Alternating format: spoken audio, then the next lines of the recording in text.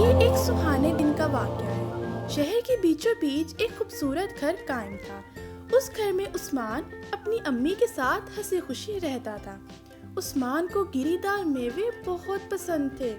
ایک دن عثمان کی امی نے اسے کچھ میوے کھانے کو دیے۔ عثمان بہت شوق سے انہیں کھانے میں مصروف ہو گیا، لیکن عثمان ہمیشہ اور کھانے کی ضد کرتا۔ وہ ہمیشہ اپنی امی سے کہتا کہ امی جان، مجھے اور میوے کھانے ہیں۔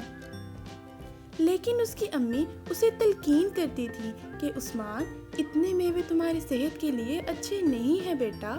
اگر تم ایک ساتھ بہت زیادہ کھاؤ گے تو تمہارے اسٹمک میں درد شروع ہو جائے گی۔ لیکن عثمان نے اپنی والدہ کی بات نہیں مانی۔ ایک دن عثمان کی امی کو ایک ضروری کام سے بازار جانا پڑا۔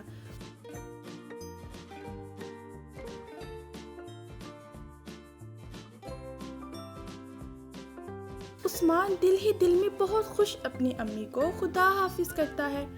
امی کے جاتے ہی وہ فوراً کچن میں جاتا ہے اور بڑے مزے سے میوے کھانے میں مصروف ہو جاتا ہے۔ دیکھتے ہی دیکھتے وہ سارے میوے چٹ کر جاتا ہے اور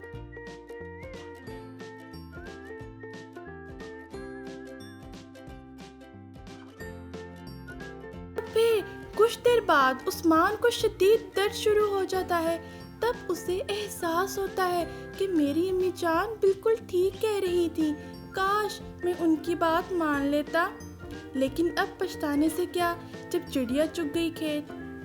تو پیارے بچوں، ہمیں اس کہانی سے یہ سبق ملتا ہے کہ ہمیں عثمان کی طرح نافرما بردار بیٹا نہیں بننا ہے، بلکہ اچھے اور فرما بردار بیٹی کی طرح اپنی امی کی تمام نصیحتوں پر عمل کرنا ہے۔